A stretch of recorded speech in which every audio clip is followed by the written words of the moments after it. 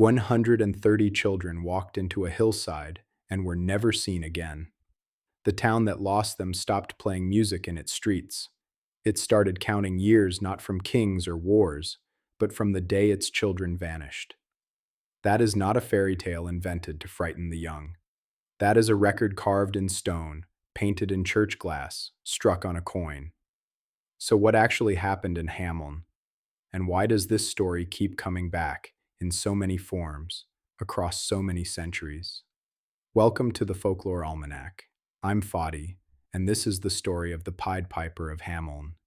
The tale has a shape so precise, so repeated, that it functions almost like a law.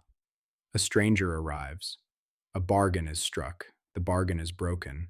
And then something irreplaceable is taken. You find that shape in the Grimm's collected legend, in Robert Browning's poem, in the chronicle of Graf Froben Christoph von Zimmern, in a letter written from a London prison in 1643. The names and dates shift slightly between tellings, but the bones never change. Let us look at three of them closely. The Grimms record it plainly, almost like a court document. In the year 1284, a man in a coat of many-colored cloth appeared in Hameln, called the Pied Piper because of what he wore. He offered to rid the city of its rats and mice for a certain sum. The citizens agreed. He drew a small fife from his pocket, blew on it, and every rat and mouse in Hameln poured out of every house and followed him to the river Weser, where they drowned. The plague was over. Then the citizens refused to pay. They made excuses. They offered less. The piper went away bitter. He returned on the 26th of June, now in a hunter's costume and a strange red hat. And this time what followed him out of the streets was not rats, but children. 130 of them, from their 4th year onward, including the mayor's own grown daughter. He led them to a mountain called the Poppenberg, which opened, swallowed them all, and closed again. A babysitter watching from a distance brought the news back to town. 2 children had lagged behind, one blind, one mute. The blind child could describe the journey, but not point to the place. The mute child could point, but had heard nothing. The town recorded the loss in its register and dated its proclamations from that day forward. The street where the children had walked out was renamed the Drumless Street, and no music was permitted there ever again. Graf Froben Christoph von Zimmern, writing in 1565, tells it with the gravity of a chronicler recording divine judgment. His piper walks the streets of Hameln in Westphalia and leads the rats not to a river, but into a sacred mountain.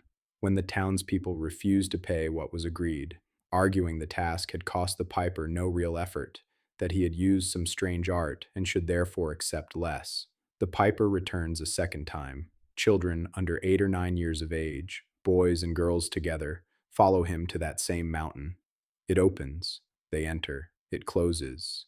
Neither man nor children are seen again. Von Zimmern frames the whole event as a miracle of God, a demonstration of divine judgment against greed, and notes that the people of Hameln continued to date their letters by the years since the loss of their children, as though the wound stayed open and time itself had been reordered around it. Robert Browning's version, written in 1842, stretches the same skeleton into vivid color without changing a single structural bone. His mayor is fat and dim, his corporation self-serving and cowardly. The piper is tall and thin, sharp-eyed, wearing a coat of half yellow and half red, his fingers always straying toward the pipe at his neck.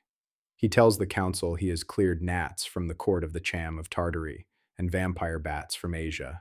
They promise him 1,000 guilders and immediately forget that promise the moment the river fills with drowned rats. They offer him 50. He takes up the pipe again, and the children come running, rosy and laughing, following him to Koppelberg Hill, where a portal opens in the mountain's side and closes behind them. One lame boy is left behind, and in later years he says, the piper had promised them a joyous land where his lame foot would be cured, where sparrows were brighter than peacocks, and horses were born with eagles' wings. And the music stopped, just as he became sure of it. Browning ends with a note that in Transylvania, there is said to be a tribe of people with surnames matching the burghers of Hameln, descendants, perhaps, of children who emerged somewhere else, far away, from underground. That detail, The Transylvania connection appears across multiple sources and points to something the story is doing beneath its surface.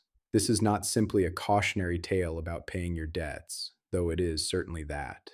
It is a story about what societies lose when they treat a binding agreement as optional, when the powerful decide that a promise made to a stranger is not really a promise at all.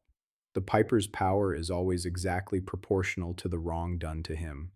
He takes what the town values most, and he takes precisely as many as were agreed would be owed.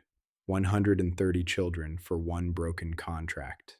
Medieval communities understood contracts as sacred structures, the mortar between people who had no courts powerful enough to enforce fairness. The piper is not a villain in these tellings, he is a reckoning. There is also something older underneath the civic lesson. A man with a pipe who leads the living into a hill that opens and closes. That is the landscape of the fairy mound, the hollow hill, the land beneath the earth that runs parallel to this one, and from which no traveler returns unchanged, or at all. The piper stands at the border between the known world and whatever lies beneath it. He is the consequence given human shape and a coat of many colors. Back in Hameln, the drumless street still carried its name into the 18th century. The church window was painted, the coin was minted, the gate bore its inscription in Latin. A town marked time by its grief and built its civic identity around a single afternoon when the music changed and the children did not come home.